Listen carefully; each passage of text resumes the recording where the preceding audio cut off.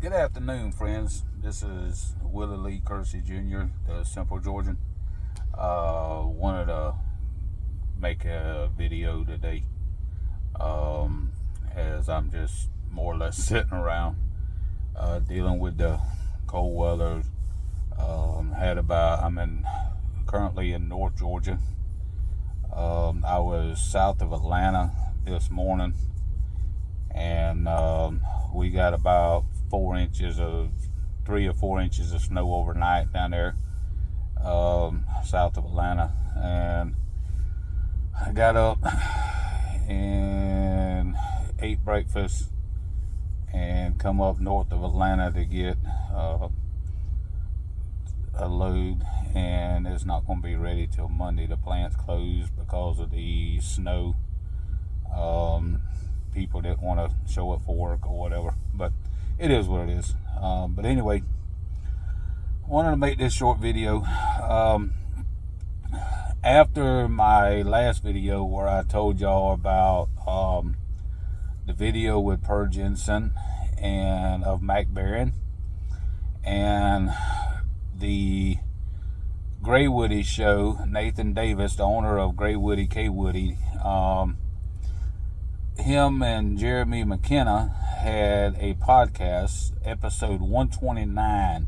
You can Google it on the Gray Woody show on Google. It's on the podcast platforms like iPod or like iTunes, Spotify, stuff like that. It's not an actual video, it's just a podcast. But he did an episode with Jeremy McKenna, the manager of Sutliff. And when I met Perique in Chicago, I think it was, or Muletown, I can't remember which, he was with Jeremy McKenna. So he had joined forces with Jeremy McKenna after he had left McBarron, and he made the Pipe Force pipe blends. He made the I think it was the Cobblestone blends and the Viking blends, I believe it was, he said. But anyway, he's the one, him and Jim Steffi of Emerson Southern Forge are the two main reasons that I got interested into pipe blending, pipe tobacco blending. And after going to the pipe shows and starting to meet, all types of people, this and that and the other, I seen we had a slew of people in the pipe community that made pipes. And it's just like in the blacksmithing community. I'm in my local blacksmith guild back home in Savannah, Georgia area. And we have so many people that makes knives in the blacksmithing community. It's just like with the pipes, it's like there's so many people involved till I don't think it'd be cool to make one, don't get me wrong, but I don't think it'd be to my benefit as a business venture to attempt to get into making pipes, and like with the blacksmithing, making knives. With the blacksmithing, I want to get into useful tools like camping gear, utilitarian tools. I don't want to make something that cannot be used or utilized. There are things that people makes, and there's probably be some people that would buy stuff that would just put it on the shelf and look at it. Just like with me, I've got several pipes in my collection that I probably will never smoke. I just bought them just because of the way I like the looks of them. And I'll probably put them on the shelf and never smoke them. Having said that, I also know that the pipes are designed to be smoked. I get it. But I bought the pipes. I'm more, I guess you can say I'm a combination collector, smoker, if that's a word. There's several of the pipes and stuff that I bought as collectors Just, for the odd design, the way they look, because I look at it as a piece of art. When I bought them, it didn't cross my mind to smoke them. So, but at any rate, like I said, after I watched the YouTube video with Per Jensen and listened to the podcast with Jeremy McKenna on the Gray Woody Show, it has really opened my eyes to what is going on and the motives of what was going on with STG buying Sutliff and McBaron. There were almost 1,000 SKUs, if I remember correctly, total. And there were a few blends that's on the list that's being passed around. You've probably seen the list that's being passed around that the blends that's on that list is showing that there was 1,000 pounds plus pipe tobacco sold in them blends, and that's why they kept them. Anything less than 1,000 pounds, they pretty much done away with out of that 1,000 SKUs. If you don't know very much about the pipe community, or business in particular, Sutliff was designed and was in the market for small batch. They were set up to do, 100 pounds for a customer, 200 pounds for a customer, whatever. And they were set up to run, that particular blend for that many tins. Say like, a lot of small batch blends comes out and there's only 200 tins. Sutliff was designed to run like that. Scandinavian Tobacco Group is not designed to run like that. Scandinavian Tobacco Group is designed to run thousands of tins, not just 200. So that's one of the reasons. The biggest thing that is going to hurt the market, and this has been notated by several pipe shops, by several blenders. I know What City Cigars has said it. The Country Squire has said it. Ewan Rees has said it. Ken Byron Ventures. The latest episode of Pipe Tobacco Talk podcast with Papa Bear Pipes, Tim Beaumont, and Jim Steffi of Emerson Southern Forge. Jim said it. Over half of Jim's blends is going to have to be reworked because he was using so many Sutliff components for blending. That's going to be what's hurting everybody. There are so many shops and small blenders that are using the tobaccos from Sutliff, the blending components from Sutliff, and you're going to be able to tell the difference in the blends. Just like when Scandinavian Tobacco Group bought out the half and half line, the several of the older Cadre blends, everybody was like, oh, it's different, this has changed, that's changed. Well, that's what you're going to see, because the Scandinavian Tobacco Group will not make the blenders that Sutliff did. Anytime that you change a recipe, you may use the same products. It could be a Red Virginia or a Cavendish or whatever, Black Cavendish, Burley, dark fire Burley. It could be the same name product, but it will be a different flavor. And that will change the taste, because Sutliff had a way of doing their tobacco, and Scandinavian has a different process to do theirs. So you're going to have a different blend or different taste in that blend, and that's where the difference is going to be. Now, having said that, I have spoke to Jeremy and Per Jensen via messages, and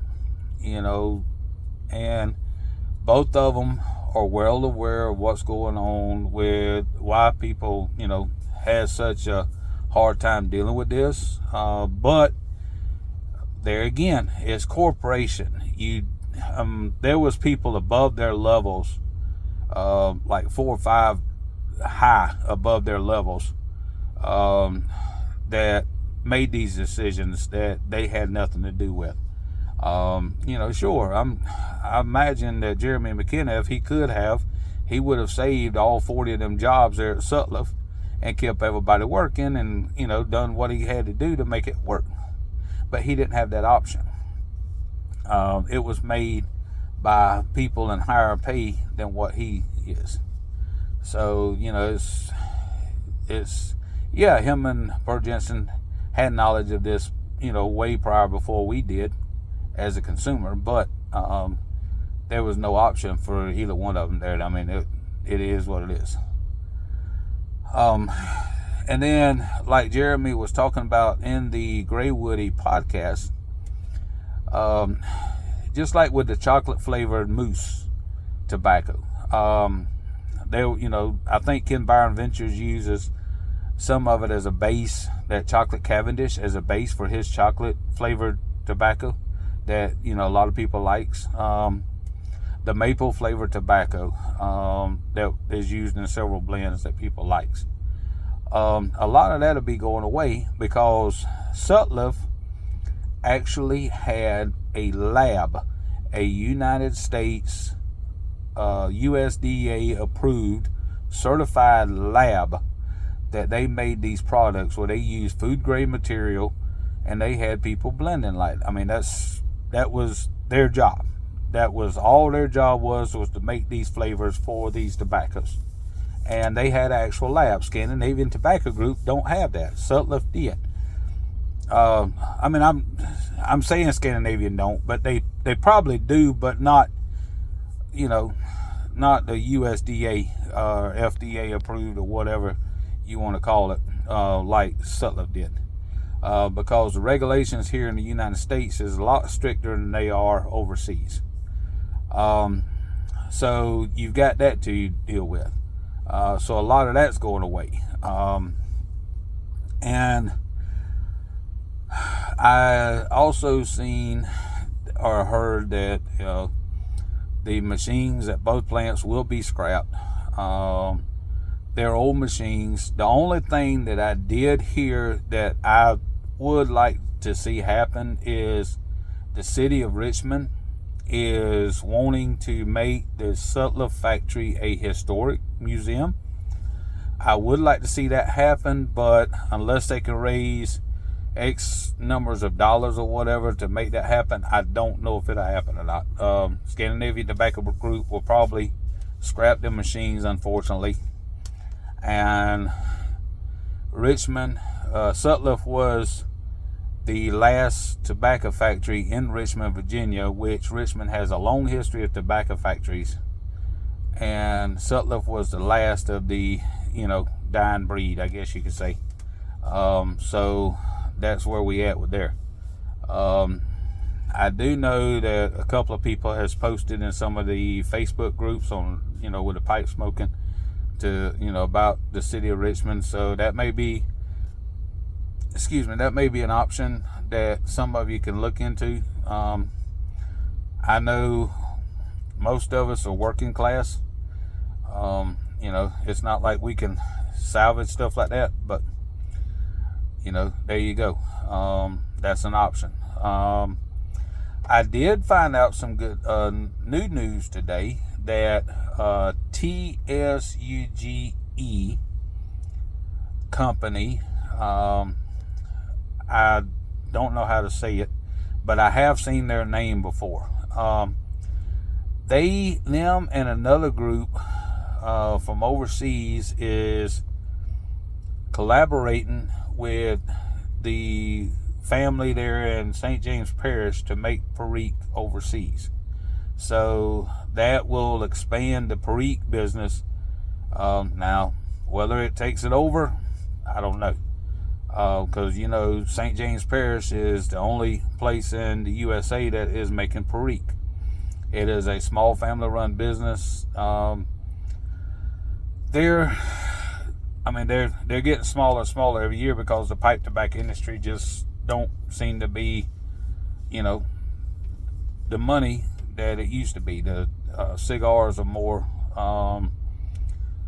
popular than pipe tobacco, but you still got to have Perique for the cigars. That's just one of them things. But they are merging with that company, so they will have Perique there. And then on episode 52, Mr. Jim Steffi of Emerson Southern Forge, he did say that he is looking into doing everything from whole leaf. So he won't have to deal with this again, because he's moved a couple of times in the last couple of years. And this last time when he moved, he run his stock, super low to be able to move without having such headache, because he's lost, different tobaccos over the, couple of times of moving. But in the last episode 52, he is going through all of his blends, and if he keeps the blends, he's going to reblend using all whole leaf product as best he can. He's looking at a couple of machines to stove his own Virginia. I think he said he's going to look into doing something with some Cavendish. So there you go. Now somebody like Ken Byron Ventures, I don't know. Cloud Bear Customs and Appalachian Customs, both of them have said they're going to keep doing what they can do with what they can get their hands on. I know Appalachian Customs has Chesapeake Red that uses Sutliff products, so he's not going to be able to. He's going to have to rebrand that one or reblend that one with something else. And then you've got the Briar Fellowship. You've got several other small blenders, and the biggest ones that's going to hurt is the mom and pop shops that gets the Sutliff products, for the house blends. That's the ones that's really going to hurt. So you got to consider them. And anytime, I understand that brick and mortar shops are a little bit more expensive than the websites, but anytime that you get a chance to support a brick and mortar shop, please support a brick and mortar shop, because these people are struggling enough as it is. And it would be a big help if you could support them instead of buying everything online. I know a lot of you can't just up and go to a brick and mortar shop because of where you live at, but if you have a chance to get into one, please support them. Because they're trying to take care of the local community, like the Country Squire. The Country Squire is coming up on 55 years. LJ Peretti is coming up on, 100 and something years. You've got Boswell's that's been in business for 60 something years, I guess. You've got Ewan Reese. You've got Watt City Cigars, Widmer Pipe Shop. All these places have been in business for years. The Briary, the Briar and Burley, there in Bloomington, Indiana. You've got Edwards Cigars, Edwards Cigar and Tobacco Shop. And of course, like Mr. Ed, the armchair piper, was saying the other night, the Tinderbox, the Philosopher would be having to be changed because they use some Sutliff products. So they're going to have to reblend the Philosopher. That's one of his favorite, or that is his favorite tobacco. He got me hooked up on that, and I enjoy it. I love I enjoy the Philosopher. It's a good tobacco. But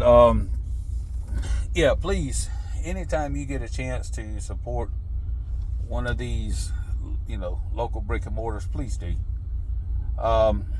Having said that, I did find out another thing in talking to, or not talking, but listening to the podcast. The Sutliff 507C Navy Flake. Everybody has got on board and jumped in on that, and they have bought that stuff like nobody's business. I mean, it's like that was one of the first things that went off the website, was a Sutler 507 flake. Well, from Mr. Leonard of STG and Jeremy McKenna, both of them has said, in writing and on the podcast, and in the Facebook post that I've seen, both of them has said that Sutler 507C Navy Flake is nothing more than the PS Peter Stokkeby 400 Luxury Navy Flake. Now, when you look at it on Tobacco Reviews or on the Peter Stokkeby site, it says that it has Perique, but it does not have Perique. It is the same product. As Jeremy said in the podcast, look at the flake. Sutler does not have the equipment to make that flake that pretty. Compare the flake to what you get from Peter Stokkeby. He said they was buying it. Him and Leonard both said they was buying it by the bulk and then reselling it. So there you go. The Sutler 507C Navy Flake is nothing more than the Peter Stokkeby 400 Luxury Navy Flake. So it will still be produced. I've seen a lot of posts on Facebook asking the question, is Captain Black going to still be produced? Is half and half? Is this? Is that? Is the other? If it was produced by Scandinavian Tobacco Group prior to this thing with Sutler, yes, it will still continue to be produced. A lot of the HH lines from McBarian will be gone. All of Per Jensen's blends will be gone. John Cotton's blends will be gone. All of Sutler's stuff. But if it was produced by STG prior to this buyout, it will still be produced. Lane Limited, Peter Stokkeby, you've got Coalhouse and Cop. You've got a couple other little small blending outfits like Germain's. They'll still produce tobacco. And of course, the next biggest one, I guess, outside of Sutler that everybody knows about is Cornell and Deal. Hopefully Jeremy Reeves and Cornell and Deal can start to pick up some of the slack. There again, it takes money and machinery. You can't do it overnight. They can't pick up 1,000 SKUs overnight. There's no way. It's going to take time, and Cornell and Deal was in the process of, building their line.